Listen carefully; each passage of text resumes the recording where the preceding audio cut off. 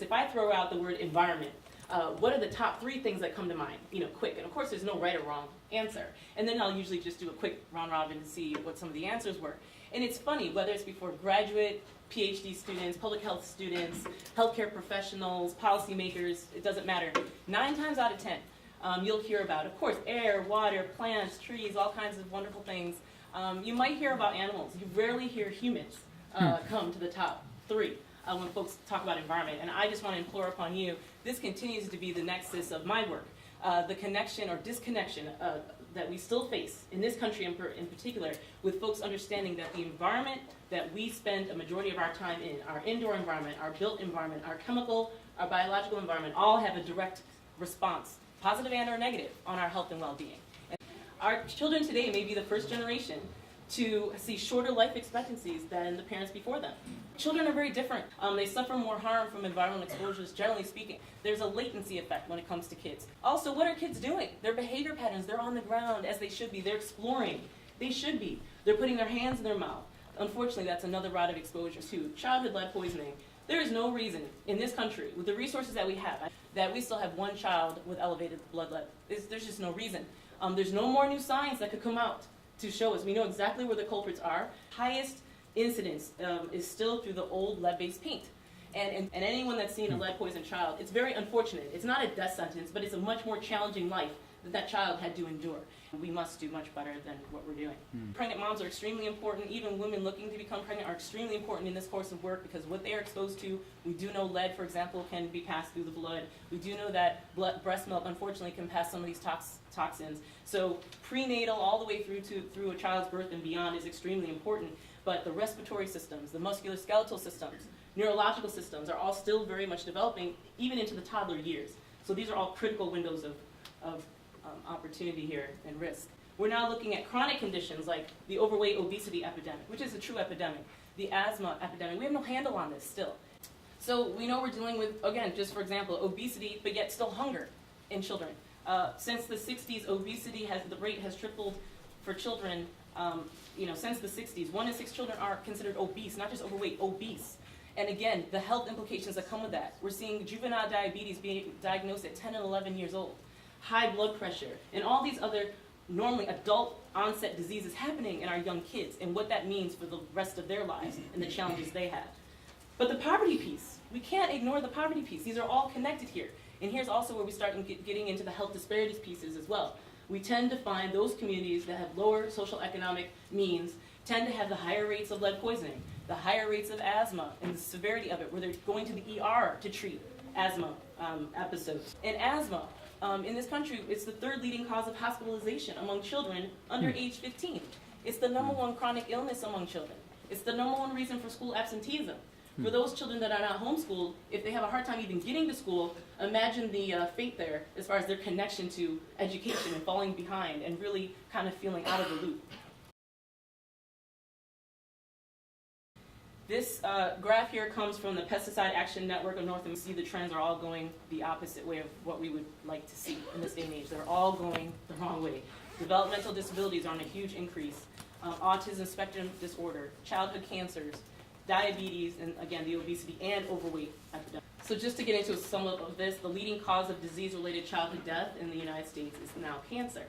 Leukemia is the most common among children under the age of 20 years of age.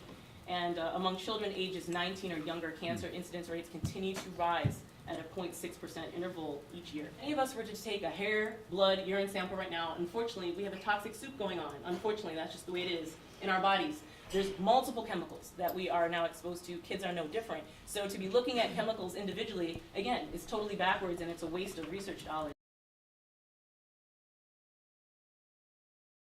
My name is Brent. I'll be talking about industrial food animal production and some of the impacts to public health and the environment. So everybody already ate, right? Good. Okay. So I'm a researcher at the Johns Hopkins Center for a Livable Future. We are an interdisciplinary center based out of the School of Public Health, where we research and communicate the relationships among public health, diet, food production, and the environment. And we view all of these holistically as part of what we call a food system that spans basically everything from seed to plate and everything in between.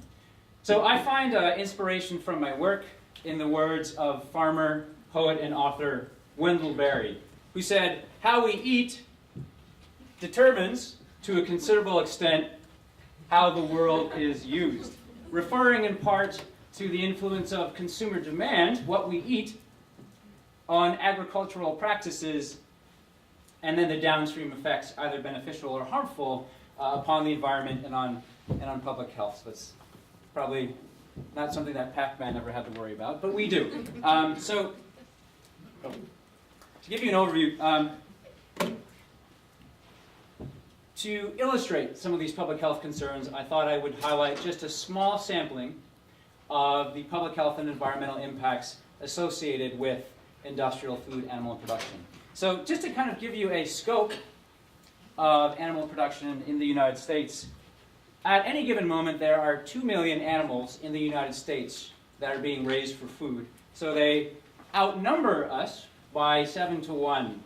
And the vast majority of them are chickens, which are raised for meat. So should they ever choose to revolt, we'd be outnumbered essentially.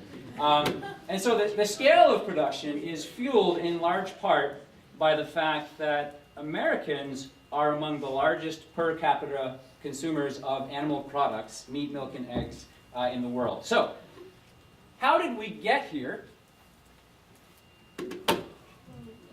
So in the decades following World War II, we saw an unprecedented change to the practices associated with raising livestock for food. Over here you're looking at Chicago's Union Stockyards, which at its prime was the largest meat processing facility in the United States. It's sprawled many, many miles. I don't know if I'm proud to say this, but as a Baltimorean, but Baltimore was home to the second largest meat packing plant in the U.S. in southwest Baltimore. Interestingly, Henry Ford found inspiration for his vehicle assembly lines from visiting the animal disassembly lines at Union Stockyards. So in a sense, industrialization in the United States began not with the Model T, but with the T-bone steak. Took 4 cups of coffee last night to come up with that.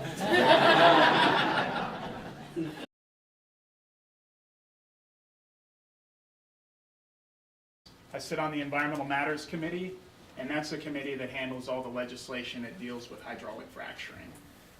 It's a pretty savvy group. A lot of you probably know what hydraulic fracturing is, but I'll just do a quick little review. It's a way of extracting natural gas and in some cases oil that's trapped in shale deep under the ground, sometimes a mile or more under the earth. So you can see here we've got a drill that's going in and way down into the earth and then drilling horizontally, and what it's doing is it's injecting millions of gallons of water at high pressure mixed with sand and chemicals into the shale at such a high pressure that it actually causes it to fracture and release natural gas that then can be captured and then used. This is a big deal around the country. It's happening in a lot of places. It's certainly not only an issue for Maryland, and I just wanted to quickly ask, does anybody know what city that is that's circled on the map? It's the natural gas and oil well city out in North Dakota. That's right.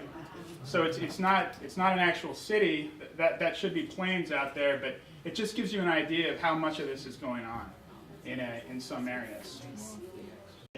This is for hydraulic fracturing only, but and again, she feels the way I do, that there's an opportunity cost, that it's too much water, that it's driving climate change, and we should just take a pass. And then the other one is a smaller bill that I'm putting in with Senator Montgomery.